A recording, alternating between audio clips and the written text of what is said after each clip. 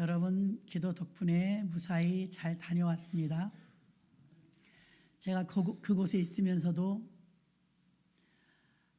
하나님, 제가 여기서 이렇게 사역을 감당하고 있지만 하나님이 우리 성도님들의 모든 문제들도 해결해 주셔야 제가 더 힘이 나서 정말 기쁜 마음으로 주의 일을 다니지 않겠습니까? 하고 기도 시간에 기도했어요. 아침에 2시간, 저녁에 3시간씩 아침에 세미나하고 저녁에 기도해야 하고 하는데 막 제가 1년에 한 번이나 2번 할까 하는 마사지 팩을 5개를 가져갔는데 한 개도 못 썼습니다. 그거 하나 붙일 시간도 없었습니다. 그렇게 타이트하진 않았던 것 같은데도 여력이 안 되더라고요. 바닷가에 가는데 바다에 발 한 번도 담가보지 못하고 구경만 하고 왔습니다. 구경만. 여러분, 예수 믿는 분들에게요, 이번에 이 다낭 베트남을 가는데 그 대표 목사님이 참 근 한 달을 산기도 하고요. 얼마나 기도로 준비했나 몰라요. 몸이 막 대상포진이 그렇게 와도 쓰러질 수 없다고 하면서 산기도 다니면서 그렇게 기도로 준비했는데 은혜가 역시 크더라고요. 와, 얼마나 하나님이 강하게 역사하셨는지 모릅니다. 저도 신나더라고요. 그래서 도구로 쓰임받아서 너무 감사를 드립니다. 그래서 이제 인사를 할 때 이렇게 목사님 승리했습니다. 그래요 목사님, 완전한 승리예요. 부활이에요. 이랬거든요. 가정들이 회복이 되니까. 근데 여러분, 우리 그리스도인들에게 있어서 최대의 과제는 승리예요. 성공이란 말은 교회에서 쓰는 게 아닙니다. 성공이란 말은 세상에서 쓰는 말이죠. 승리했냐 승리하지 못했냐 이걸 묻는 겁니다. 그럼 여러분, 우리가 성도님 승리하세요 그럼 격려죠. 승리하셨습니다. 이거는 이긴 거죠. 여러분은 다 승리하셔야 될 줄로 믿습니다. 근데 소원은 승리하고 싶은데 환경에서 보면 영적 승리를 갈망하지만 자기 자신과 현실을 이겨내지 못하고 오히려 절망적이며 패배적인 삶을 살고 간헐적 승리함으로 인해서 어떤 때는 승리했다가 어떤 때는 패배하는 걸 느끼셨고, 특히 새가족들, 새신자들은요 승리할 때보다 실패할 때가 더 많아요. 시험 들 일이 그렇게 많아요. 또 우리 젊은 청장년들 승리하고 싶죠. 성령 충만도 얼마나 잘 받나 몰라요. 수련회 같은 데 가서 그 성령 충만 받아가지고 와도 한 달, 2달을 못 버텨요.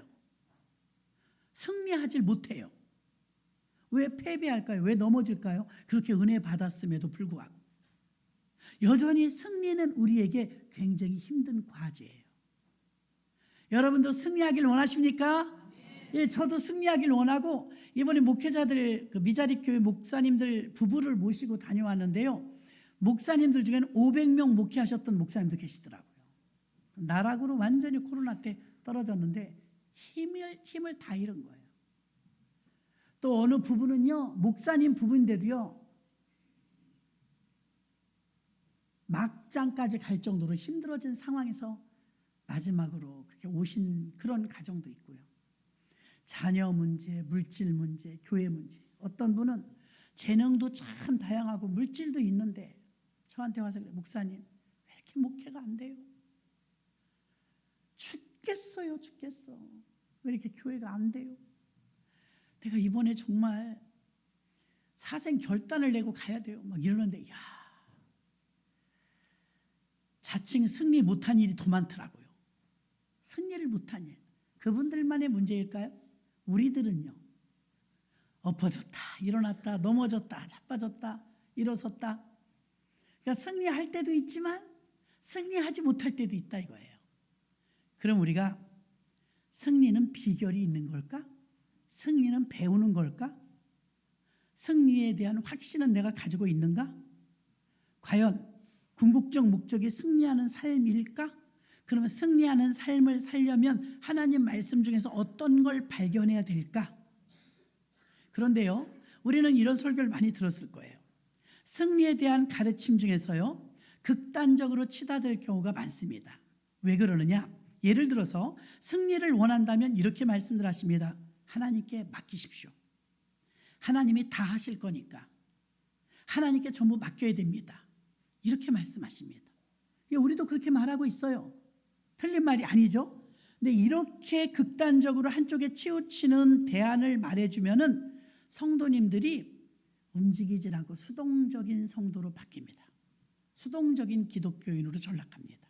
또 어떤 분들은요, 영적인 승리는요, 하나님께 맡기는 것뿐이 아니라 100% 당신에게 달려 있습니다. 당신이 노력해야죠. 당신이 제대로 해야죠. 그래야 승리할 수 있습니다. 이 말도 틀린 말은 아니지만 극단적인 말입니다. 왜 그러느냐? 이렇게 100% 승리가 내게 있다면 우리는 그 법과 질서를 지키느라고 율법주의자로 만들어버리기 때문에 규칙을 지키는 완벽주의적 성향을 지나치게 드러내서 행위가 바르게 살다 보니까 교만한 사람을 만들어버리기가 쉽습니다. 또 한 부류는요, 영적 승리를 원한다면 위기의 경험이 필요하다고 가르칩니다. 다 겪어야 돼. 그러니까 두 손 두 발 다 들고 참아. 극한 경험이라도 참아. 이렇게 말씀하시는데 이런 가르침도 틀린 건 아니지만 내성적인 신자로 만들기가 쉽습니다. 제가 이 세 부류의 가르침은요, 다 틀린 건 아니에요. 전폭적으로 하나님께 맡겨라. 전폭적으로 너한테 달려있다. 그리고 또 하나는 다 견뎌라. 이거 우리도 듣던 말들 아닐까요?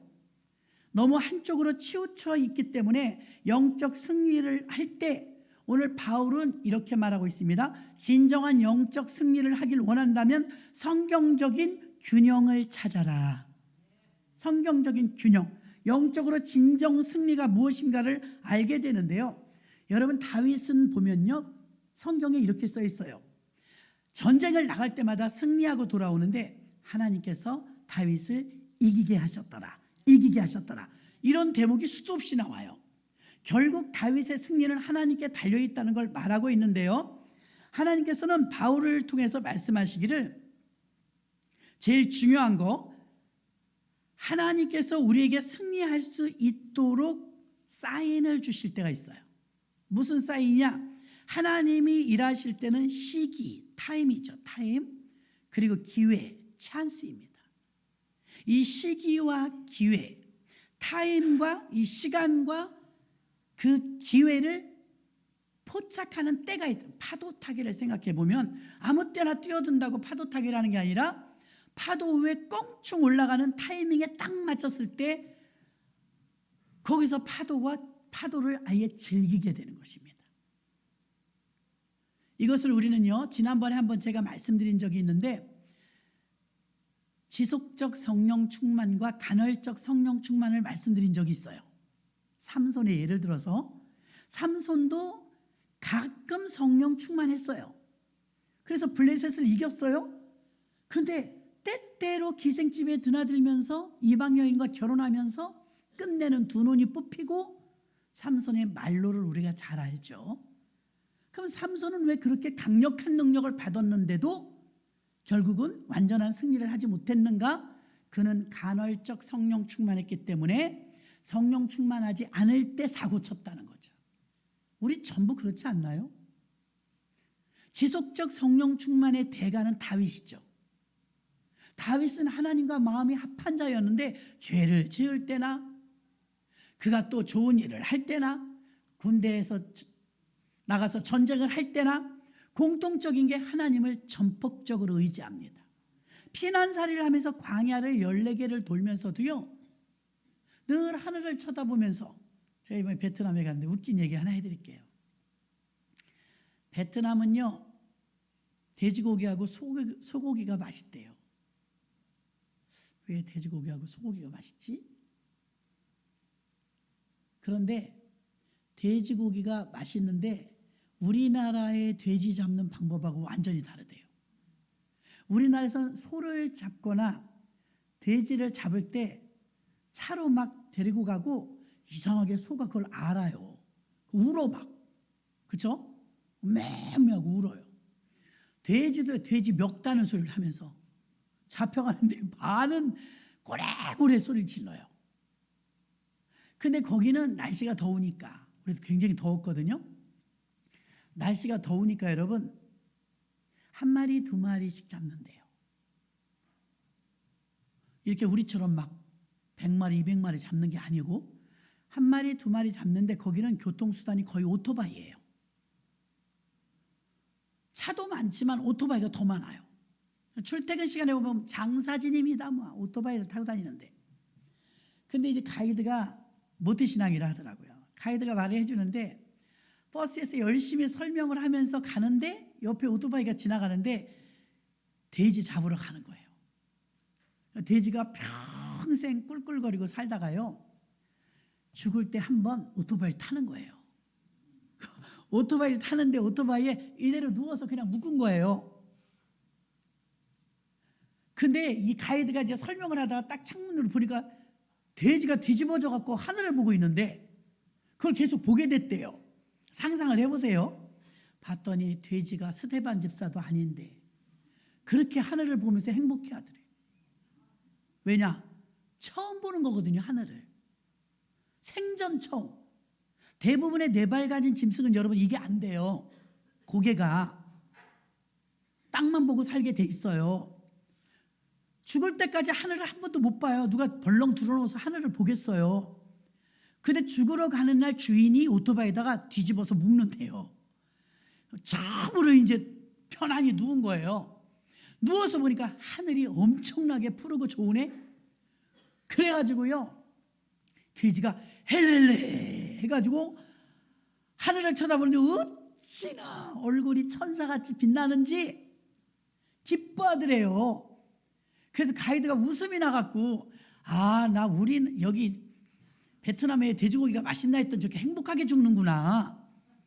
우리나라처럼 그냥 죽으러 갈 때부터 벌써 질색을 하고 그렇게 죽는 게 아니고 저렇게 행복하게 죽는 돼지를 생각하니까 그래서 더 맛있구나, 그런 생각을 했대요. 그랬다고 더 맛있는지는 모르겠지만 저도 그런 고기 먹고 싶어. 야, 아무리 돼지지만 울어가면서 막 안 죽겠다고 발톱에다 빠지도록 발악을 한다잖아요. 짐승이지만 불쌍하잖아요. 그리고 이제 운전하고 가다 보면 그런 차가 지나가잖아요. 그냥 이렇게 돼. 걔네들 어디로 가는지 아니까 도살장으로 가는 거잖아요. 그런데 이 돼지는 아무것도 몰라서 행복해갖고, 돼지가 웃는 거 보셨니? 돼지가 얼마나 웃는지. 돼지가 그렇게 행복해 보이는 모습은 없다는 거예요. 지금 죽으러 가는데. 베트남에서는 돼지를 그렇게 잡는데 한 마리 두 마리씩 딱 팔 것만. 그리고 고기가 그렇게 맛있다고 해요. 그렇게 맛있는 것 같지는 않더라고요, 먹어봤는데. 근데 들어보니까요, 이왕이면 나도 그런 고기가 좋을 것 같아. 너무 자유해진 모습 속에서 하늘을 바라보는 게 그렇게 쉽지 않다는 거예요. 여러분은 오늘도 하늘 보셨어요? 우리나라 하늘이 얼마나 아름다워요. 100번을 봐도 아무도 뭐라고 안 하는데 한 달에 한 번 보기도 힘들어요. 운전하다 멀리 보는 건 보지만 하늘을 응시하면서 이렇게 본 적은 별로 없는 것 같아요. 여러분, 하늘 좀 많이 보고 사시기 바랍니다. 성경의 위인들도 하늘을 바라보니까 얼굴이 천사의 얼굴 같잖아요. 사람이, 돼지도 죽으러 가면서 천사의 얼굴 같은데 사람이 땅만 보면 자꾸 찡그러져요. 걱정거리가 너무 많아서. 근데 하늘을 쳐다보면요, 걱정해서 떠나요. 그래서 자기가 스데반도 아닌데 얼굴이 천사 같더래요. 돼지가 웃는 거 반이에요. 왜 이 말을 했느냐? 여러분, 돼지라도 위를 쳐다보니까, 하늘을 쳐다보니까 얼굴이 걱정 근심이 없더라 이거예요. 여러분, 우리는 여전히 걱정이 산재되어 있어요. 문제 없는 집은 없어요. 이 어려움 속에서 전부가 살고 있습니다. 다윗은요, 걱정이 없어서 승리한 게 아니에요. 다윗이 지속적 승리할 수 있었던 것, 물론 하나님이 이기게 하셨지만 하나님이 이번에는 가서 싸우라, 내가 너와 함께 함이라 사인을 들으면 바로 나갔어요. 무턱대고 자기가 나간 게 아니죠. 그러면 하나님께서 그 파도 타기에 시기와 기회를 딱 포착해서 늘 승리하게 붙잡아 주신 줄 믿습니다. 다윗은 지속적 승리를 했어요. 그 목사님들 중에서 개척교회 하면서 어려움을 겪고 있는 목사님들은 갈등 속에서 목사님 왜 이렇게 교회가 안 되는지 모르겠어요. 너무 힘들어요. 정말 탈진하기 직전에 왔습니다. 이런 소리를 들었을 때 제가 조금 아까 세 가지 예를 들어요. 참으십시오. 다 하나님께 맡기십시오. 이렇게 말할 수 없었어요. 다 과정입니다. 목사님도 그러셨어요. 말이라고 하십니까? 겪지 않는 사람은 없죠. 근데 이제 그분들의 대화를 들으면서 그분들의 은혜 받는 모습을 보면서 조금 넘어선 부분들이 있더라고요, 저는. 그래서 이것도 내공이 있구나. 자충우돌 수도 없이 부딪히고 넘어졌다 쓰러졌다 하면서 마침내 일어서면 로켓가요 뿌앙 하고 올라가면 올라갈 때 3분의 1의 연료를 이미 다 쓴다잖아요. 3분의 1 했나? 하여튼 엄청난 양의 에너지를 뿌앙 하고 올라갈 때 다 쓴대요. 근데 이제 대기권 올라가서 뚫을 때까지만 그렇게 기름이 많이 들어가고 대기권을 지나가서 이제 우주에 접어들잖아요. 그러면 기름이 거의 안 든대요. 그 소리를 들으면서 여러분 마찬가지예요. 개척신앙, 1세대 신앙, 우상숭배에서 막 빠져나와 예수 믿는 분은 정말 힘들어요. 에너지가 많이 들어가요. 저 같은 사람은 기도해 주는 부모님 계시죠? 제 4대가 지금 다 교회 나가고 있잖아요. 그래서 얻어지는 유익은 이루 말할 수 없어요. 왜 그러느냐? 이미 어머니가 다 싸워놨어요. 그렇죠? 이겨놨어요. 그 다음에 뚫어진 길로 가기만 하면 되니까 저도 쉽지만 3대, 4대 되면 더 쉬워요. 단 하나님 안에 있어서 순종할 때 얘기입니다. 불순종하면 더 혼나요. 왜 그러냐? 아는데 그러니까. 근데 순종하면 정말 복 받아요. 탄탄대로 해요. 모태신앙은 순종만 하면 복 받습니다. 이렇게 여러분 하나님께서 그 공로와 우리가 매주 반복했지만 구원받는 데는 공로가 안 들어가요. 행위가 안 들어가요. 근데 영적 전투나 영적 축복, 물질 축복 이런 것들은 행위로 들어가거든요. 행위로. 근데 어떻게 해서 다윗은 지속적 승리를 했고 다른 사람들은 다 간헐적 승리를 하냐. 우리들도 간헐적 승리를 하고 있잖아요. 아직도 주의 종이 돼서도 엎어졌다 자쳐졌다 하면서 승리할 때도 있고 또 마귀한테 졌네. 젊은이들은 어때요? 내가 믿음으로 살려고 부들부들 떨면서 기도원에서 은혜 받고 왔는데 그 말이야 옛날 친구 만나갖고 지금 노래방에서 한탕 놀고 시커 그냥 클럽 갔다 왔더니 다 까먹었네. 그런 경우 많거든요. 승리 못한 거예요. 실패한 거죠. 그런 실패가 더러더러 있죠. 그럼 그것만 있느냐? 승리할 때도 있거든요. 성령 충만할 때, 믿음의 사람들과 함께 할 때, 요즘같이 밤마다 기도할 때 승리합니다. 몸이 아파도 승리하고 사고가 나도 승리하고 어려운 일이 있어도 승리합니다. 근데 아무 일이 없어도 은혜가 떨어지고 하나님의 영이 함께하지 않으면 실패하는 거예요. 누가 뭐라고 하지 않는데도. 자, 그럼 내가 예수 믿은 지 얼마 되지 않으면 간헐적 승리를 합니다. 내가 시험 들어갔고 막 교회를 못 나왔어. 왜 그랬대? 그러게 그게 다 사단의 꼬임인데 말이지 내가 속았지 뭐야. 나중에 알거든요. 늘 승리하면 좋은데 이번엔 승리 못했네. 그럴 때 있어요 없어요? 있어요. 목사도 있어요. 그럴 때 있지만 오늘 여러분 잘 들어보시기 바랍니다. 그렇기 때문에 어떻게 해야 우리가 성경적인 균형을 갖춘 지속적 승리를 할 수 있을까? 큰 교회 목사님들 보면요 힘도 안 들이고 승리해요. 그러십시오. 근데 해결됐어. 우리는 어떻게 해요? 불러 이래도 안 돼. 근데 영역이 있어가지고 지속적 승리하는 목사님들만 그러십시오. 제가 섬기던 목사님은 그랬어요. 그러게요. 이래도 승리해.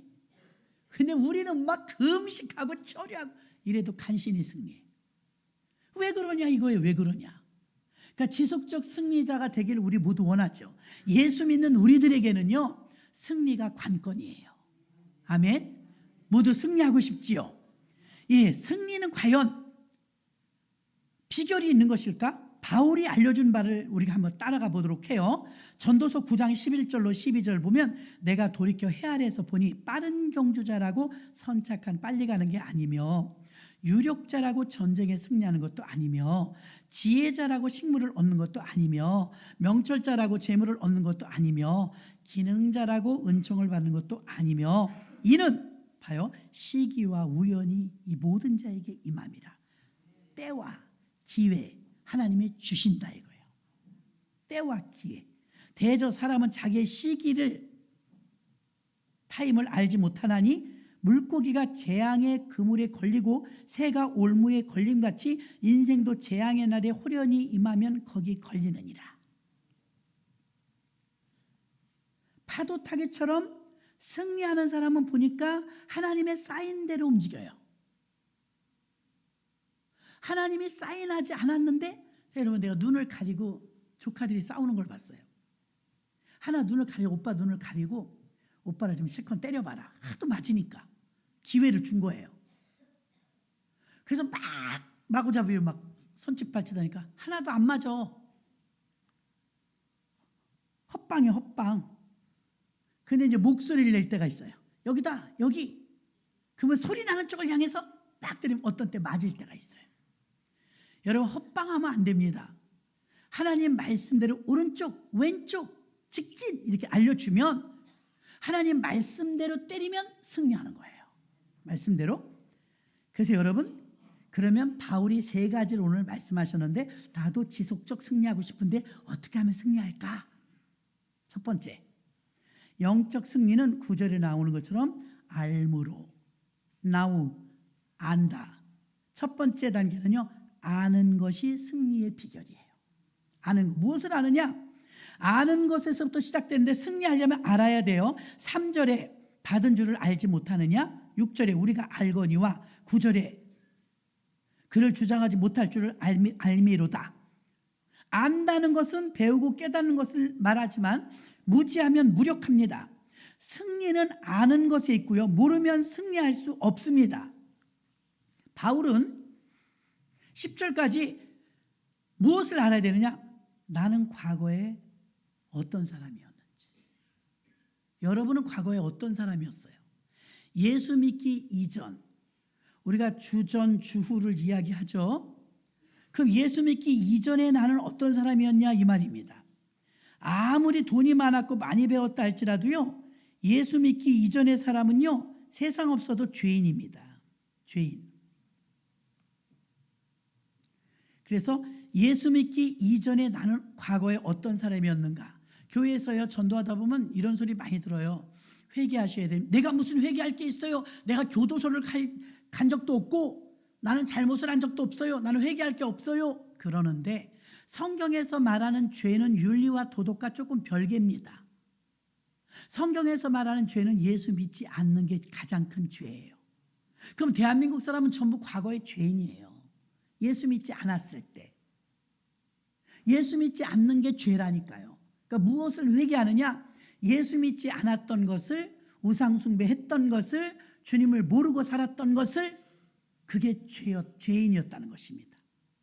나를 얼마큼 아냐 이거예요. 내 과거가 어땠는지를 알아야 그 다음 단계를 나갈 수가 있는데, 하나님, 나는 과거에 내 주목을 믿었고 지식을 믿었고 돈을 믿었고 내 과거에 나는 예수 믿지 않았습니다. 내가 몰라서 그랬습니다. 하나님, 나는 예수 믿기 이전에는 죄인이었습니다. 여러분, 죄인이었다는 사실을 알아야 돼요. 교회에 나왔는데도요, 자기가 죄인이었다는 사실을 부인합니다. 내가 무슨 죄를 졌어? 교도소 간 적도 없는데. 난 남한테 피해주고 살아본 적이 없어. 그러니까 죄인이 아니야. 큰 죄인입니다. 율법적이니까. 죄 없는 사람은 하나도 없다고 성경에 말했거든요. 그래서 하나님이 승리하는 사람을 보니까 첫 번째, 자기가 자기를 알아야 돼요. 근데 죄가 없다네? 모르는 거예요. 죄가 있다고 해. 바울이 이렇게 고백하고, 나는 죄인 중에 괴수였습니다. 안 거죠. 과거에는 그 잘난 건 줄 알았던 거예요. 똑똑한 게, 공부 많이 한 게. 이 사람을 당할 사람이 없을 정도로 똑똑하잖아요. 그래서 예수 믿는 사람 죽이러 가지 않았습니까? 모르니까. 그래서 나는 죄인 중에 괴수입니다. 하나님의 백성을 잡아 죽이던 사람, 스데반 집사를 죽인 사람입니다. 나는 죄인 중에 괴수입니다. 자기 과거부터 알아야 돼요. 여러분, 과거에 예수 믿기 전에 죄인 맞지요? 믿으십니까? 이렇게 다 같이 물어볼 때 하시는 게 좋아요. 끝까지 안 하는 분들이 있어요. 내가 무슨 죄가 있어? 그 오래 걸려요, 그러면. 그래서 맞아요, 맞아. 내가 주님을 모르는 게 죄였군요. 아니, 나라에는 법이 있는 것처럼 하늘나라에도 법이 있다고요. 천국 시민권이 있잖아요. 그럼 하늘나라 법에는요, 예수 믿지 않는 게 죄래요. 지난날 우린 모두 죄인이었죠. 그러니까 바울처럼 나는 죄인 중에 괴수입니다. 회개합니다. 내가 예수 믿지 않고 오히려 예수 믿는 사람을 핍박했습니다. 나는 그런 인간이었습니다. 알잖아요. 무엇을 아느냐? 지난날 내가 죄인이었다는 걸 알아야 돼요. 이런 거 알아야 여러분 승리의 길로 갈 수 있어요. 나는 그런 사람이었습니다. 내가 어떤 사람이 나를 아느냐 이거예요. 쇼팽하우어처럼 당신 누구요? 누가 그러니까요. 그거 좀 알려주세요. 그러더라잖아요. 철학자가 자기가 누군지도 몰라. 이건 이력이나 이름을 물어보는 게 아니잖아요. 내 존재가 무엇이냐 이거잖아요. 성경은 그걸 시원하게 대답해. 너는 존귀한 존재라. 하나님의 자녀라. 누군지를 알려주는 게 성경 아닙니까? 그러니까 우리가 과거에는 죄인이었다. 일단 이걸 여러분 인정하지 않으면 구원이 시급하지 않거든요. 구원이 감사하지 않거든요. 죄인이라는 걸 인정해야 구원이 감사한 거예요. 그래서 내가 과거에 누구였는지 일단 아십시오. 그리스도와 함께. 그런데 내가 지금은 어떠냐? 지금도 죄인이에요. 지금은 믿음으로 말미암아 죄인이 아닌데 지금은요, 나는 예수님과 함께 십자가에 못 박힌 사람입니다. 또 그리스도와 함께 장사 지내 죽은 사람입니다. 예수가 부활할 때 그의 부활이 나의 부활이 되어서 함께 살아난 사람입니다. 새 사람이 됐다 이거. 새 사람. 두 번 태어났다 이거예요. 그걸 거듭남, 중생이라고 말합니다.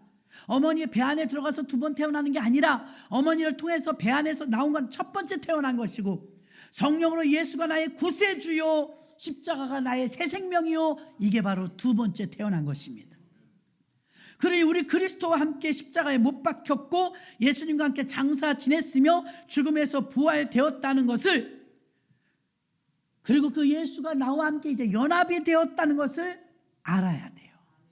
이거 모르면 승리 못합니다. 이게 제일 중요합니다. 여러분, 예수와 함께 나는 죽었고 예수와 함께 장사 지냈고 예수와 함께 부활했음을 믿습니까?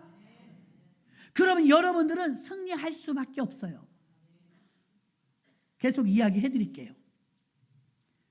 침례란 죽음과 장사와 부활을 상징적으로 묘사합니다. 침례는 공개적으로 예수 그리스도께서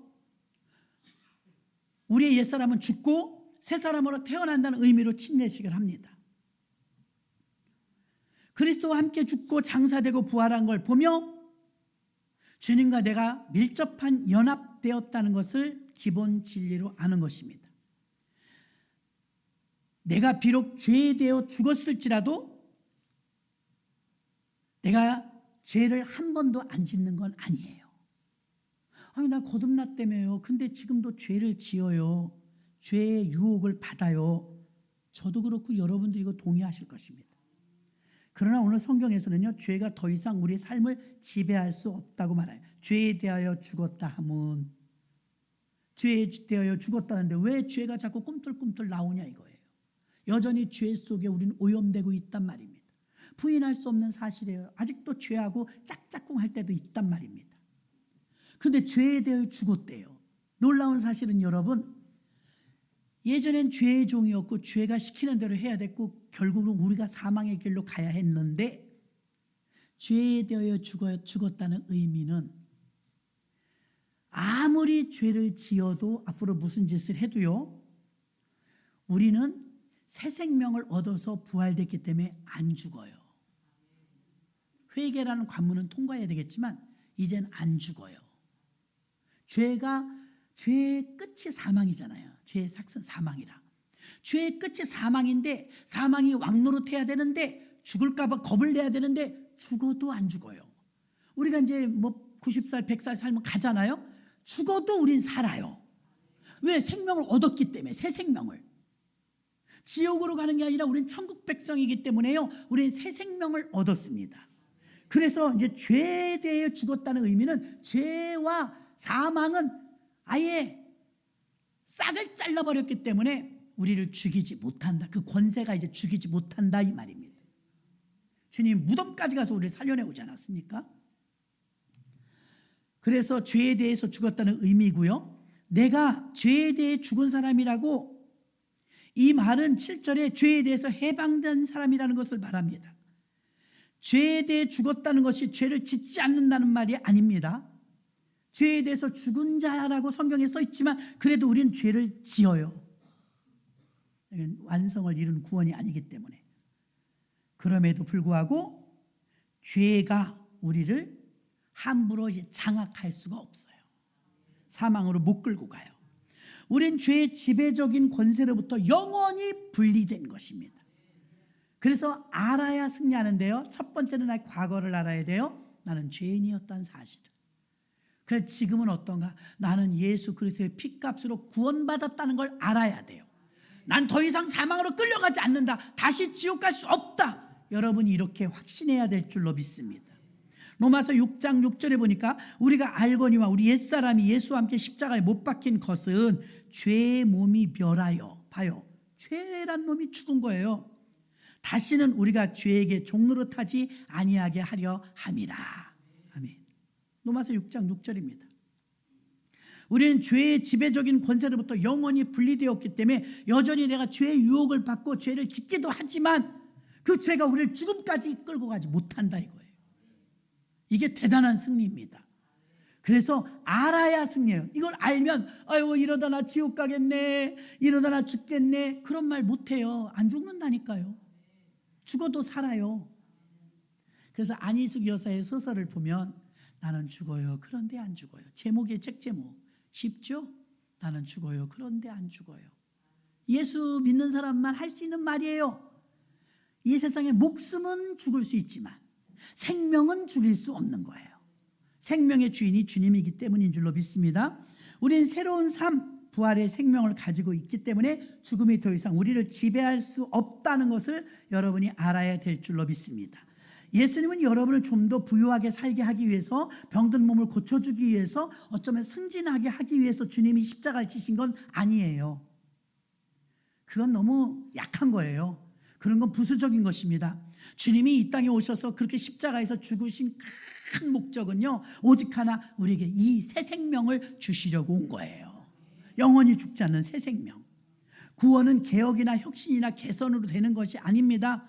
생명에서 생명의 전수이며, 그래서 우리 결코 갖지 못했던 새로운 생명으로, 우리가 부활의 생명으로 새 생명이 되는 것입니다. 로마서 6장 5절에 보면 만일 우리가 그의 죽으심을 본받아 연합한 자가 되었으면 또한 그의 부활을 본받아 연합한 자가 되리라. 그의 부활에 나도 동참된다 이 말입니다. 우리가 그분의 죽을 때 같이 죽었다면, 같이 연합되었다면 그분이 부활할 때 우리도 같이 부활한다 그 말입니다. 영적 승리의 기본적 진리이죠. 부활의 생명을 주신 것이, 우린 죽어도 안 죽기 때문에 이걸 여러분이 알아야 마귀와의 싸움에서 지지 않아요. 속지 않아요. 죽여도 안 죽으니까 순교하는 거 아닙니까? 무서워서 벌벌 떨던 제자들이 이걸 모를 때는 숨었어요. 모를 땐 숨었어요.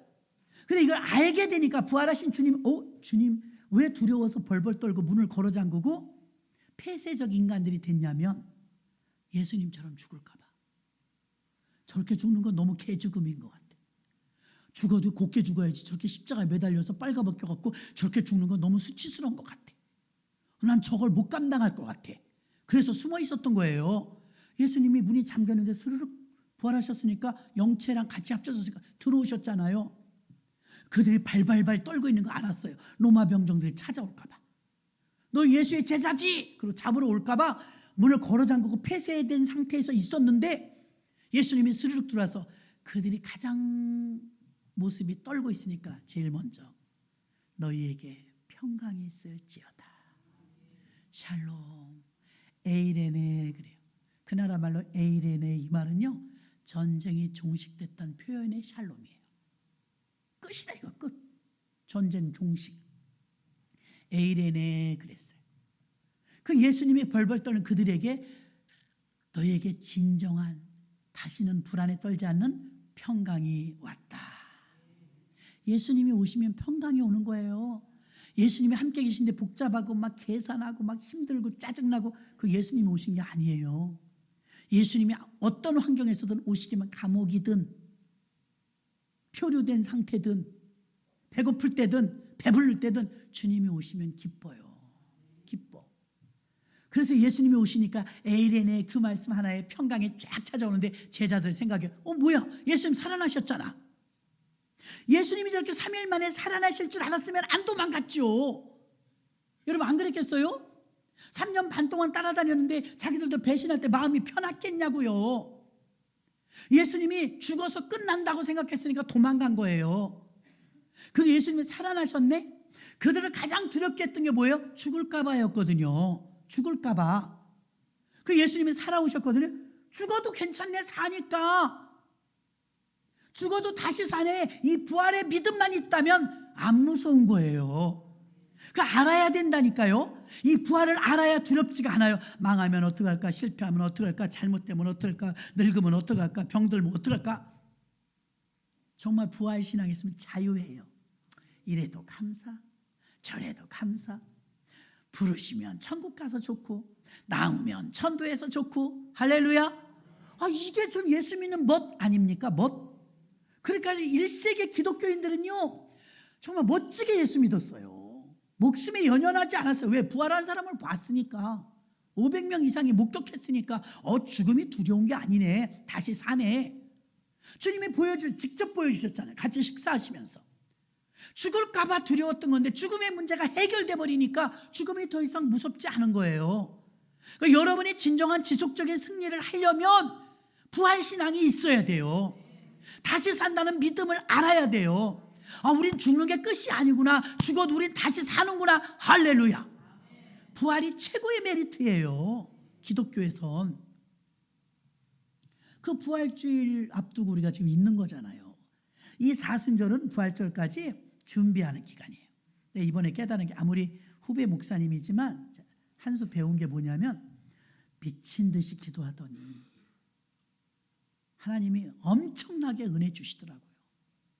전부 준비해 있더라고요. 그 갸녀린 몸으로 산기도 쫓아다니면서 대상포진 막 걸려 육신은 막 지탱할 수가 없었어요. 병원에 입원해가면서 그러면서 이 세미나를 준비하더라고요. 나 미안하더라고. 나 바빠갖고.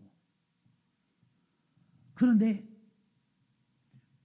하나님이 부족하지만 강사를 세우셨으니까 그 준비해놓은 기도가 착착 맞아 들어가는데, 제가 생각한 것 이상으로 성과의 효과와 역사가 나타났어요.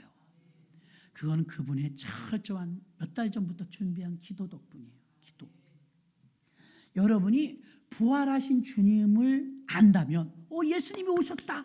왜 내가 무서웠냐면 예수님처럼 잡혀갈까 봐 했거든요. 예수님처럼 다시 살아난다면 죽음이 왜 두렵겠어요? 두려움이 제거된 거잖아요. 두려움이 제거된. 여러분, 만약에 내가 지금 50만 원이 내일 못 메꾸면 큰일 나. 망신당해. 예를 들어서 카드빚 내 50만 원, 내일 50만 원 너무 작나? 그냥 50만 원 못 메꾸면 큰일 난다 생각을 해봐요. 잠이 안 와. 이거 창피당할 거 생각하니까 내일 이거 메꿔야 되는데 큰일 났네. 50만 원 어떡하면 좋지? 걱정돼요, 안 돼요? 부자가 생각할 때 뭐 그거 갖고 그래나 그랬지만 그거 갖고도 그래요. 그럼 50만 원이 없었고 끙끙끙끙 대다가 누가 갑자기 집사님 돈 필요하다며? 나 이거 좀 여윳돈 있어.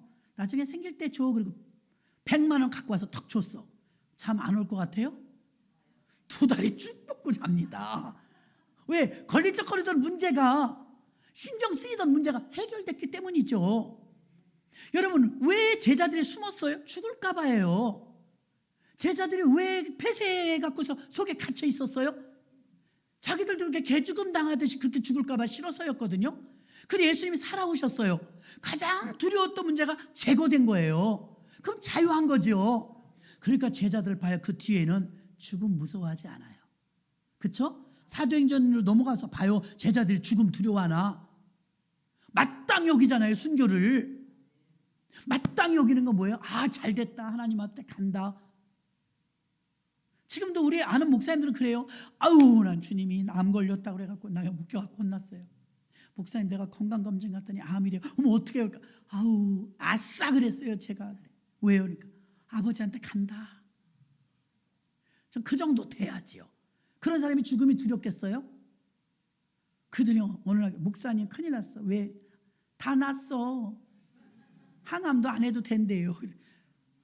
아이고, 그냥 또 사명 감당해야지 뭐. 투덜대. 암이라고 그랬을 때 아싸 그러더니, 여러분, 세상에 어떻게 해보지 못하는 거예요. 1세기 때 기독교인들은요, 세상에 어떻게 해보질 못했어요. 핍박을 줘도, 압박을 줘도, 물질로 겁박을 줘도 끄떡도 안 했어요. 여러분, 신앙이 좀 그렇게 견고해야 돼요. 신앙에도 귀족이 있어요. 싸구려가 있고. 싸구려는요, 믿음을 못 지켜내요. 신앙의 귀족은요, 이를 엉다물고요, 죽음이 와도 어려움이 와도 이겨내는 줄로 믿습니다. 자, 이 승리를 하려면 첫 번째는 내가 과거에 어떤 사람이었는지를 알고, 두 번째는 내가 지금 어떤 사람인지를 알아야 돼. 난 구원받은 사람이요, 사망에 떠나간 사람이요, 죄가 주관하지 못하는 사람이요, 죄가 나를 다시는 주장하지 못하는 사람으로 바뀌었다는 사실을, 부활신앙을 가지시기를 주의 이름으로 축원합니다. 이걸 알아야 돼요. 이걸 모르면요, 지속적 승리 못해요. 나에게 부활이 있는데 얼마나 기쁘겠어요. 자, 두 번째는요, 영적 지속적 승리를 하려면 셈하여 통계를 내는 것과 같습니다. 셈, 계산이요. 무슨 소리냐? 두 번째 승리의 비결은요, 11절의 말씀처럼 이와 같이 너희도 너희 자신을 죄에 대하여 죽은 자요, 그리스도 예수 안에서 하나님께 대하여 살아있는 자로 여길지어다. 영어 성경은 카운트라고 돼 있어요. 카운트가 뭐예요, 여러분? 세는 거죠. 당신에 대해서 계산해보라. 카운트는요, 은행에 가서 돈을 찾을 때 회계에서 유래한 용어라고 합니다. 그래서 자기 계좌에서 돈을 입금하는 것 같은 의미로 카운트라는 말이 나왔대요. 우리가 카운트를 합니다. 여러분, 저 같은 경우는요, 40년이 넘은 결혼식 날 제가 허리가 짤록한 드레스를 입고 허리 24였습니다. 믿거나 말거나. 근데 그거 지금은 상상도 할 수 없지만 앨범에 남아있거든요. 그럼 이렇게 넘겨보면요, 웃음이 나요. 아이고, 진짜 풋풋하다. 세월이 이렇게 많이 흘렀구나. 기억이 나요. 그때 일이 또렷이. 여러분, 지난날 아플 때도 있었고, 힘들 때도 있었고, 죽고 싶을 때도 있었고, 괴로울 때도 있었고, 기쁠 때도 있었고, 여러 가지가 다 있잖아요. 그걸 한번 계산해 보라는 거예요. 지난날을 셈하여 보라. 주님이 도와주시지 않으면 건너올 수 없었던 많은 과정들 다 잊어버렸다 이거예요. 셈해보래, 셈. 승리의 비결은요, 자, 이 다윗 좀 봐요. 너는 칼과 창과 단창으로 내게 오거니와 나는 만군의 여호와 이름으로 가노라 하면서 다윗이 사울왕한테 왕이시여, 제가 나가서 골리앗하고 싸우겠습니다. 너는 어려서 안 돼. 그랬더니 이렇게 말하잖아요. 나 아버지 양을 칠 때 곰이나 사자가 내려와서 양을 잡아가면 내가 끝까지 쫓아가서 입을 벌리고 양을 찾아왔었습니다. 그때 내 힘이 커서가 아니라 하나님이 도와주셔서 저 할례 없는 골리앗은 짐승이 하나와 같습니다. 그때 곰과 사자의 발톱에서 나를 건져주신 그 하나님이 지금도 나를 건져주시를 믿습니다. 셈 하잖아요. 셈. 히스기야도 죽을 병에 걸리니까 주여 나를 살려주세요. 내가 왕위에 올랐을 때 종교 개혁을 일으키고 산당을 다 타파한 걸 주님 아시지요. 셈 하잖아요. 여러분, 지난날에 과거 없어요? 주님이 도와주신 그런 은혜 없어요? 있잖아요. 있잖아요. 그 있는 것을 셈해 보라는 거예요. 셈. 아, 그때도 극한 상황에서 나를 건져주신 그 하나님이 이번에도 건져주실 줄을 믿으라 이거예요. 믿으라. 영적 지속적 승리하려면요, 셈을 해. 카운트 해보래. 카운트. 틀림없다 이거. 틀림없다. 죄에 대해 죽은 자를 통해서 나에게 일어난 실제적인 사실들이 계산해 보라 이거예요. 베풀어 주신 은혜를. 죄에 대해서 죽었으나 하나님에 대해서 살아있게 되었다. 셈한다. 내가 전에는 죄의 세상에서 살았는데 지금 하나님의 왕국에서 살게 됐다. 탈북민 중에 어떤 분이요, 아무리 일을 해도 배부르질 못했대요. 그래갖고 3만 명 넘는 탈북민들이요 목숨 걸고 내려온 거예요. 베트남에도 가니까 우리나라보다 돈이 10배 작아요. 한 달 월급이 30만 원이래요. 아이고, 우리 애들 알바비도 안 돼요. 30만 원 정도밖에 못 벌어요. 여자들이 나가서 벌어야. 그런데 그랬던 분들이 한국에 우여곡절 속에 들어왔잖아요. 여러분, 여기 임금이 200은 받잖아요. 나가서 일하면. 애기들도 없고 하니까 악착같이 벌었대요. 두 부류입니다. 한 부류는요 막 이렇게 막 성형하고 멋부리고 하느라고 돈 다 써서 빚진 분이 있고요. 어떤 분은 어떤지 아세요? 1억 이상을 모아놓은 거예요. 그거 모으면서 충분히 사는 거예요. 배부르지 못해서 탈북했는데 지금은 살 빼야 돼요. 여기선요. 그 사람이 예전에는 게을렀고 지금은 부지런해서 그럴까요? 전혀 상관없어요. 그때가 더 부지런했을 거예요. 근데 북한이라는 나라에서 남한이라는 나라로 옮겨와서 왕국이 바뀌었죠. 여기 자유민주주의 국가고 거기는 조선민주주의 국가죠. 공산주의에서 민주주의로, 다시 말하면 우리들이 세상에서 있을 때는 세속적인 나라 사람이었고 죄의 나라의 사람이었는데 우리가 점프했는데 어디로 왔느냐? 킹덤, 하나님의 나라로, 하나님의 왕국으로 옮겨진 거예요.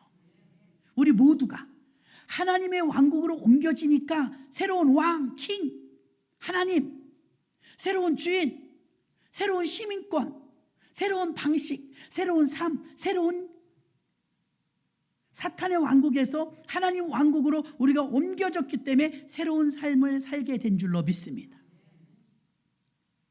이것 좀 계산해 보라 이거예요. 내가 우상 숭배할 때, 가난했을 때, 찌들렸을 때 이렇게 말하면 들을 때 맞아. 내가 과거에 얼마나 처절하게 살았는데 정말 그때는 죽지 못해 살았어. 그때는 정말 이게 끝인 줄 알았어. 절망이었어.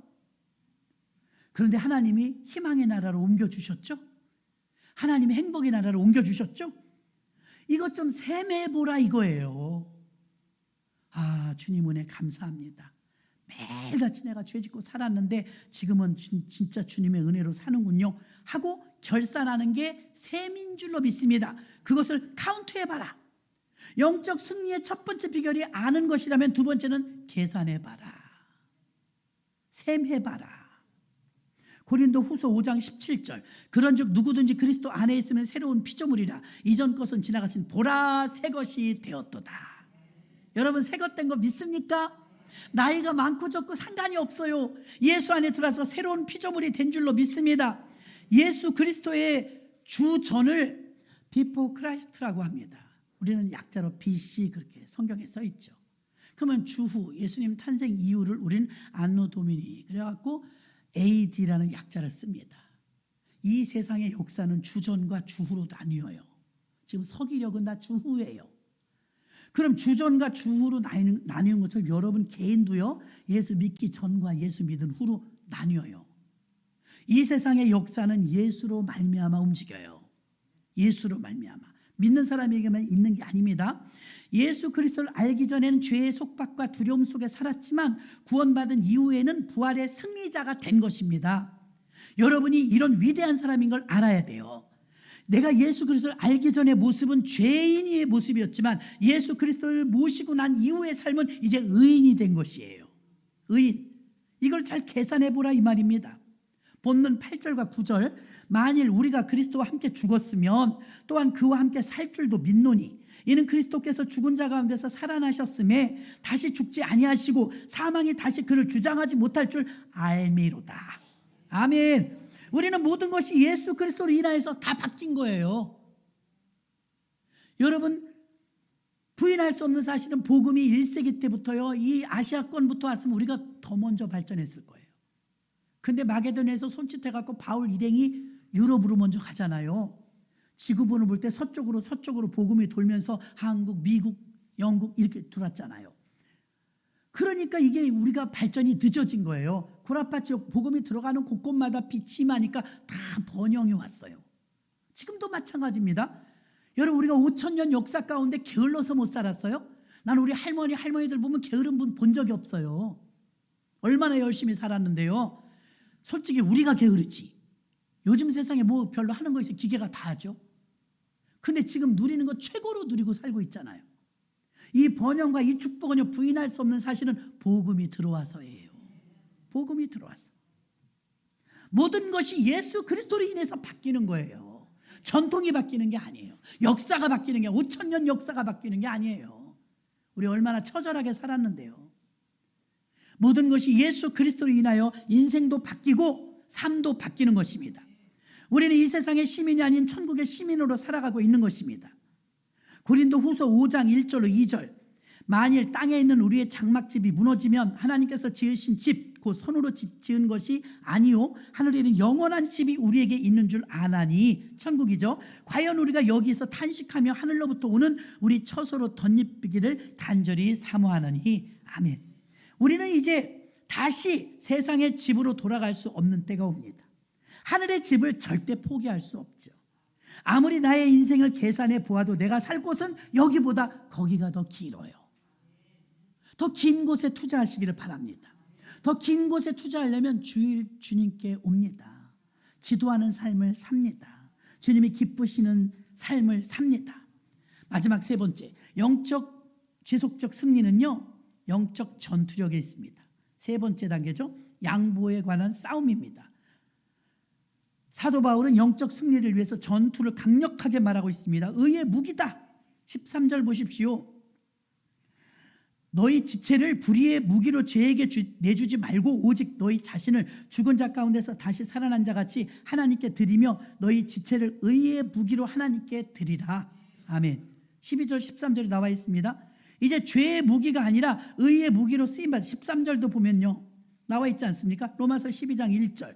그러므로 형제들아, 내가 하나님의 모든 자비하심으로 너희를 권하노니 너희 몸을 하나님이 기뻐하시고 거룩한 산 제사로 드리라.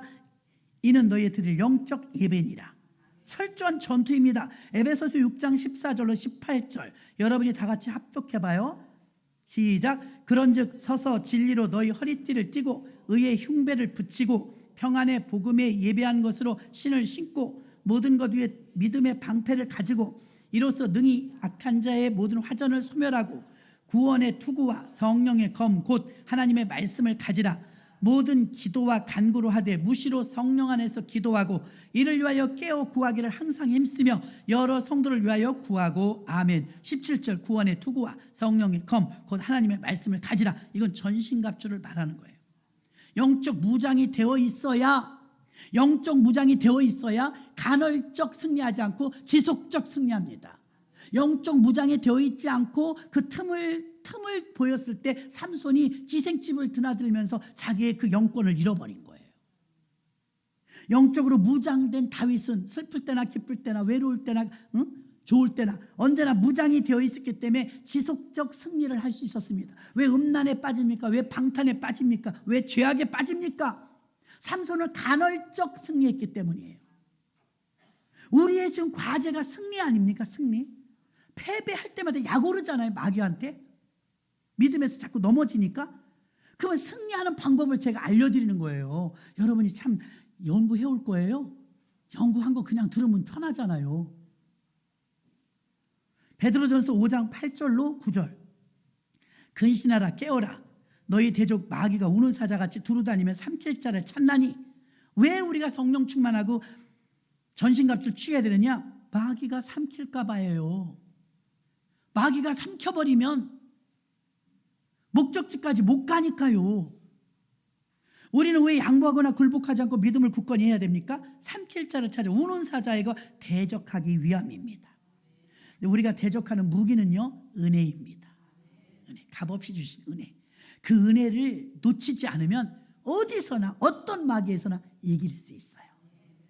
하나님의 은혜. 그 대표 목사님이 그러더라고요. 목사님, 내가 너무 힘들어서 아유 그냥 포기할까 기도하니까 하나님께서 종아 내가 너를 진짜 사랑한다. 내가 너를 사랑한다. 이 음성을 너무 또렷하게 주시는데 펑펑 산에서 울다 눈물로 울면서 기도하다가요. 아무 소리도 그 모든 수고와 힘듦과 고통이 내가 너를 사랑한다에 다 묻혀버리더래요. 묻혀버리더래요. 여러분 마귀하고 싸울 때 여러분 이길 수 없지만 주님이 여러분에게 베풀어 주신 지난날의 샘 계산해 보면 그 은혜를 꽉 부여잡으면 다 이겨요. 문제를 다 덮고도 남아요. 14절 죄가 너희를 주장하지 못하리니 이는 너희가 법 아래 있지 아니하고 은혜 아래에 있습니다. 은혜가 무기예요. 승리를 주시는 그분의 은혜가 있습니다. 법 아래 있지 않고 법보다 강한 은혜 아래에 있기 때문에 우리는 승리할 수 있는 것입니다. 만약 하나님이 우리를 율법으로 판단하신다면 우리는 날마다 패배자가 되어서 율법을 들이대면 우리는 벌써 죽어야 됩니다. 불쌍한 영혼입니다. 고린도전서 15장 55절 보니 사망아 너의 이기는 것이 어디 있느냐? 사망아 너의 쏘는 것이 어디 있느냐? 사망에 쏘는 것은 죄요 죄의 권능은 율법이라. 율법을 들이대면 우리는 다 화살로 쏴서 죽어도 현찮다는 거예요. 우리는 반드시 승리할 것입니다. 주 안에서 헛되지 않다는 것을 흔들림 없이 주의 일에 힘써서 참된 영적 승리를 위해서 우리 몸과 마음을 하나님께 바치는 데 힘써야 할 것입니다. 우리의 내일과 우리의 미래를 위해서 승리의 비결은 승리의 비밀을 가르쳐주는 사람은 없습니다. 말씀 속에서 오늘 바울이 우리에게 알려줍니다. 영적 승리는 잘 알아야 내 과거를 알고 나의 현재를 알고 나의 미래를 알 때 우리는 승리할 수 있습니다. 두 번째 우리 영적 승리는 셈해봐야 됩니다. 우리 계산해봐야 됩니다. 카운트해 보십시오. 베풀어 주신 은혜, 억만 제약 가운데 건져주신 은혜, 그것이 우리를 살려낼 것입니다. 마지막 영적 승리는요, 전신갑주를 취해서 무장하되 무기는 주님의 은혜입니다. 그래서 여러분 승리하시길 주의 이름으로 축원합니다. 하나님 승리는 우리에게 모두 과제입니다. 그럼에도 불구하고 승리하지 못하고 우리가